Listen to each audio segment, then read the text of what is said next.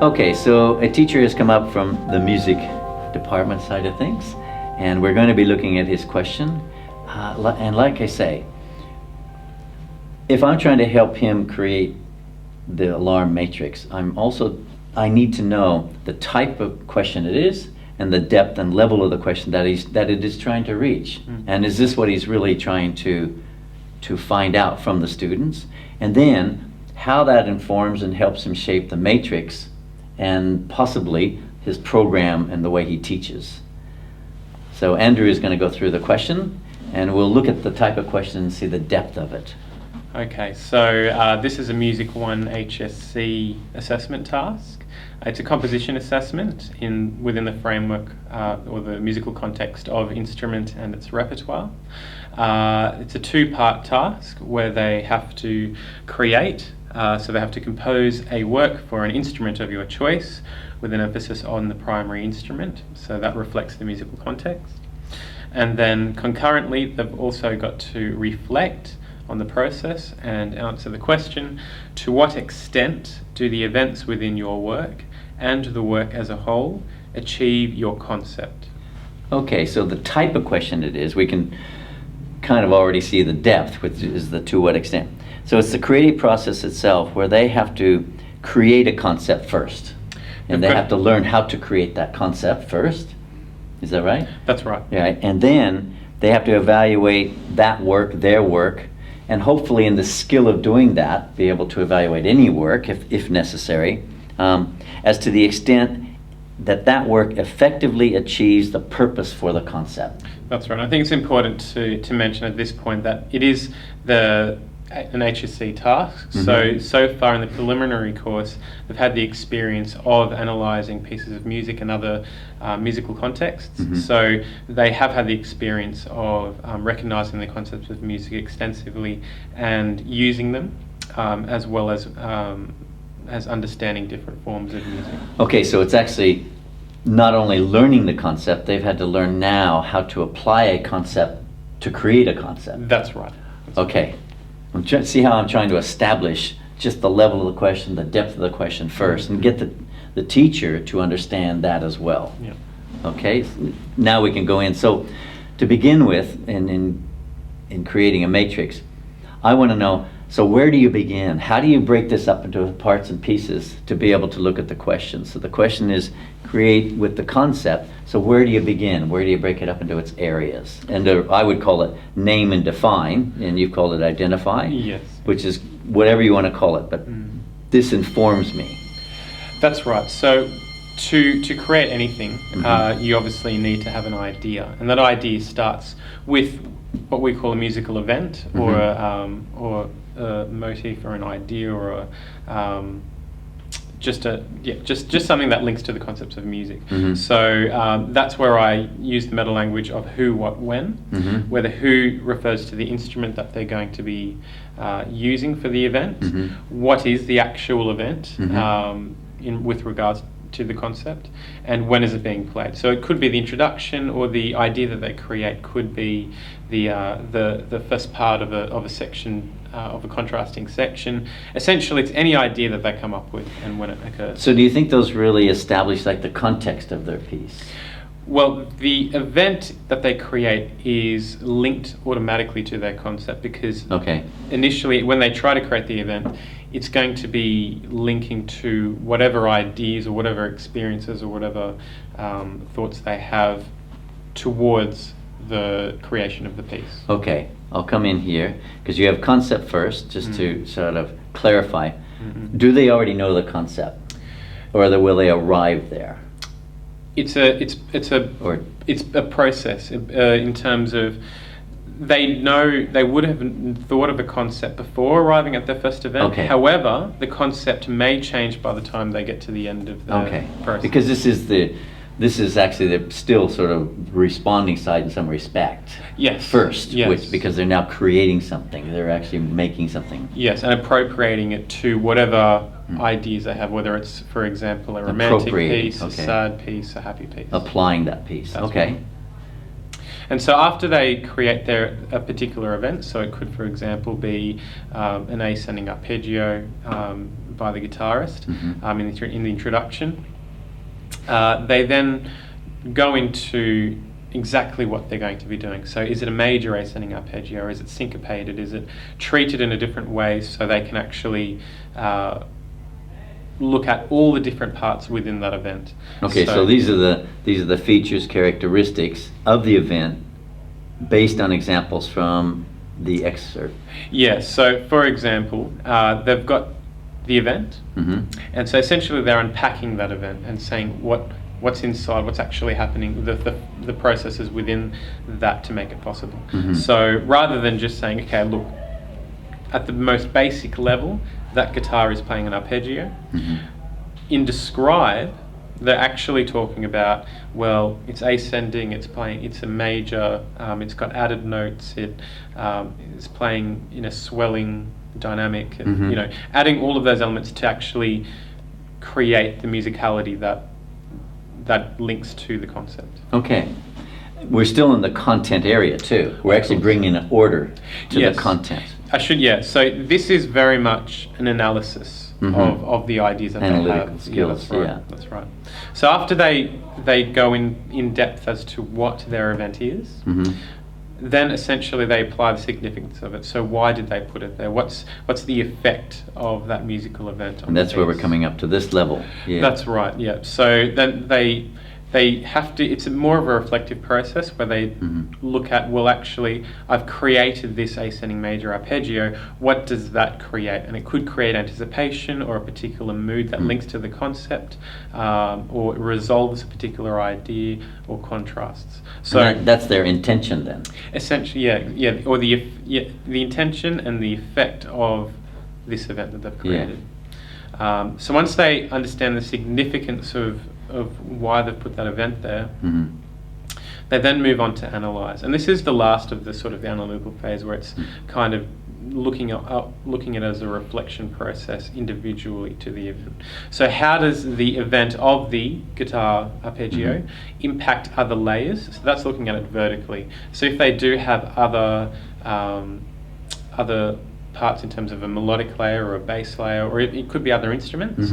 So there could be a violin in there, or it could be a bass guitar. How does that ascending major arpeggio affect what that other layer is doing?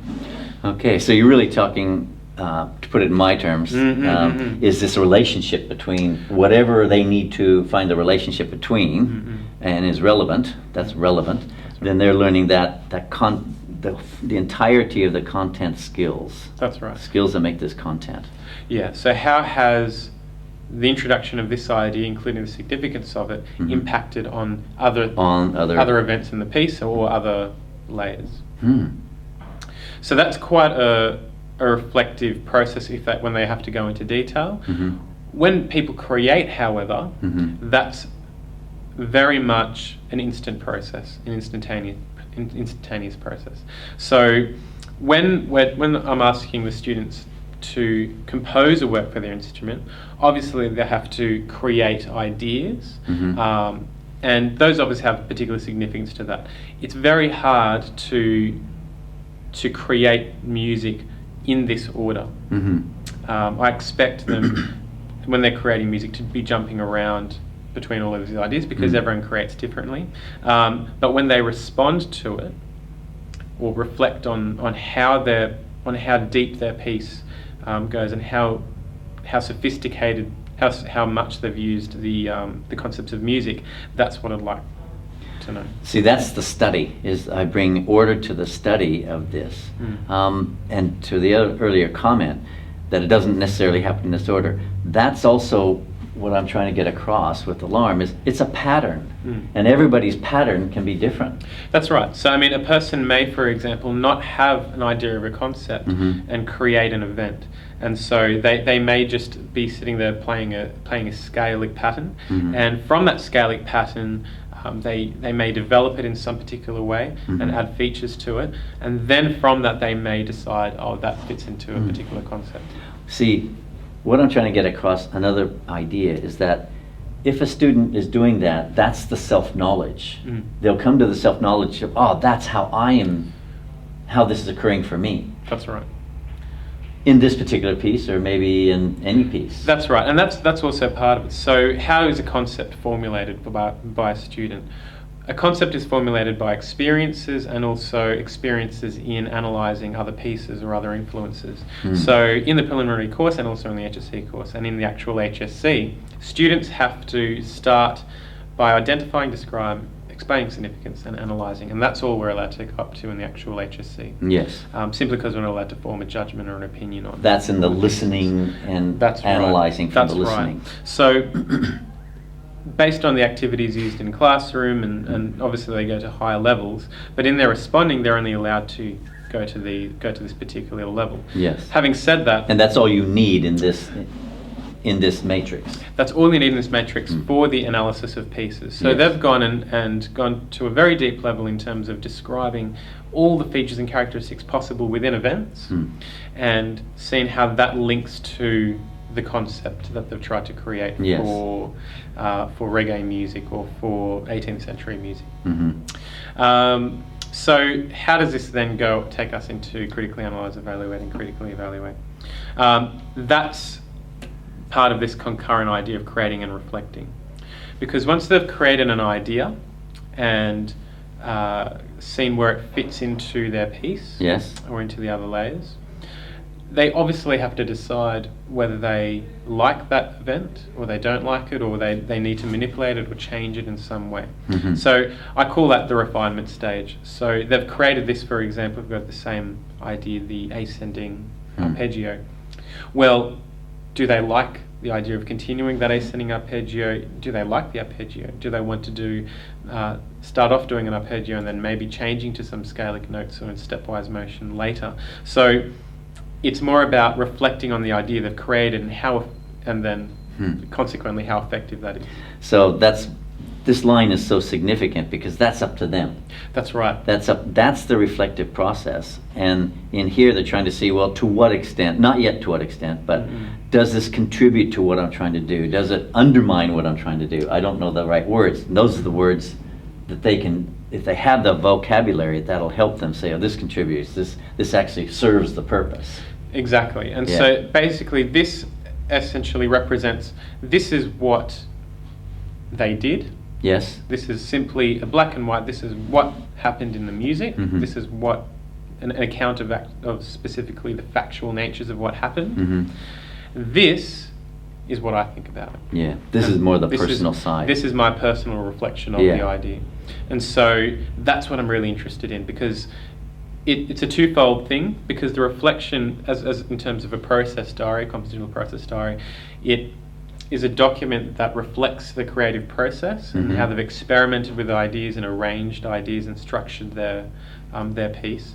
But it's also a tool for validating their piece as their own, and allows us as teachers or markers to validate their process. So things like this is really, really helpful in that. Yeah, so even though this is music, this skill can be applied at any subject. Of course. In life as well. So they're doing it with music. That's right. That's beautiful. That's right. And so after that phase of wondering if that idea is actually good or not, or what they can do to manipulate it. Now they can go to this evaluate to decide to what extent. Now this is essentially the most important part, because this does look in part to this question. So the question asks, to what extent do the events within your work and the work as a whole achieve your concept? So it's really taking apart this part of the question. To what extent do the singular event within your work achieve your concept? So really you can't do that until you know your content and what to do with it. Exactly. To get to this stage, to get to this part of the question, you actually need to know what you've done in depth, how you've manipulated it, and therefore from all of this you can say, well, actually this idea of the guitar arpeggio really does match the concept of my... So how to evaluate it, it's for each event. So you're first of all making a decision, a judgment on that single event at that point. Of course, And so then you go over to the next event and the next event. And that builds up a really, really succinct validation process of the whole piece. Yes. And then to critically evaluate? So to critically evaluate is the second part of the question. So to what extent do the events within your work, so that's evaluate, and the work as a whole achieve your concept? And this is really the most important part, because essentially I don't want them to just create a piece that's not connected to them, or they just create a piece for a particular purpose of getting a high mark. Yeah. I want a piece that connects. I want them to create a piece that they're proud of and that they're connected to in life, and they're happy with. This is really intrinsic learning. Yes, exactly. First. Exactly. And that's kind of why... Possibly get a good mark too. To get it, well, I mean, that'll come along with it, right? That's part of the theory. And that's why this is so important, because if they have communicated their concept with the whole piece, then that's a band 6 mark, because they've successfully and coherently communicated the ideas in the piece and represented. Can I make one suggestion? These lines, since this is the whole answer, that box has to be a whole empty space. That's right. It's a synthesis of all the events. I might just stop this line here. Yeah, no, definitely. Each one, and then now together forms a whole, and that's real critical thinking at that high level, because now you're measuring at this evaluative level, and it's a hard sentence to write. It's definitely a hard sentence, but to learn first. To learn first, but also if they have all of this groundwork, it becomes a really easy process, because by the state after they've categorized every single event that they've used in the piece, a 2-minute piece, 3-minute piece, 4-minute piece, they would have had a very solid idea finally of what their concept is. And so once they know exactly what their concept is, they know how much they've communicated in the piece based on their singular events. That very concept. Yeah. So do you see this as the answer to that question? That is essentially the answer to the question, and it's also the answer to whether they've composed a piece based on the instrument of the choice. So obviously I've got the framework, and the framework is going to be the overarching thing over this whole process, and also the concept. So above and beyond music, you're teaching them how to critically evaluate the creative process itself in some respects. Yeah. Certainly from their own work. Yes, that's right. So they're evaluating all of the ideas that they've used to create a product, essentially. It's really a self-reflection. Yes, yeah, definitely. Okay. So before going on to actually the responding side, where they actually have to write for that, how has this informed your teaching practice? Do you know what I mean? Like, how has this informed the structuring of your lessons, so to speak? Yeah, so it's changed a lot of what I do. It's really important to sort of allow the students to see where they've gone to in their learning.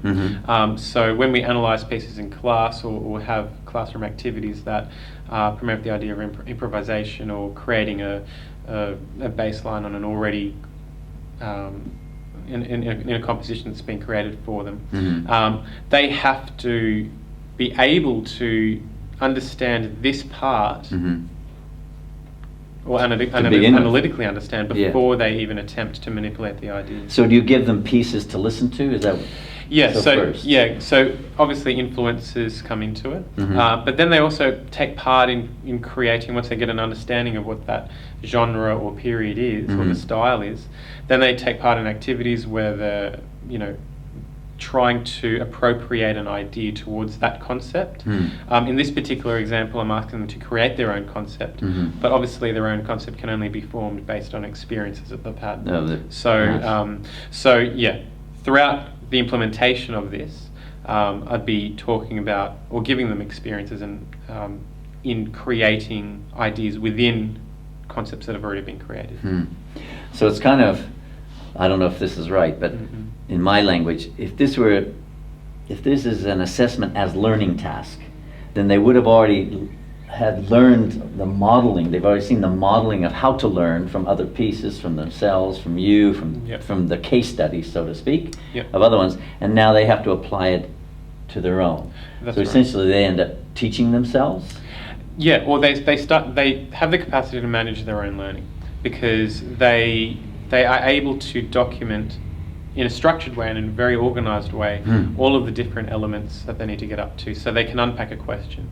Now, this question is obviously very high order because it asks them to evaluate the effectiveness of their piece and how it relates to the concept.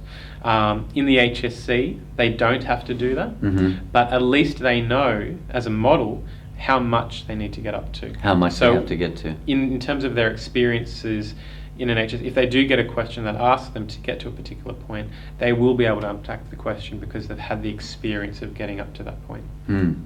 Yeah, when you can see the whole, you can then see where the parts fit within right. that whole. Yeah. So with the responding, how is this going to inform the responding? If that's the answer, what do they do now? Where do you see that coming in? In the response? Yeah, so it's a twofold thing. So it can be a backward mapping process where they initially understand the concept, and then from that they essentially get the concept. They get the concept first, and then they unpack all the events from it.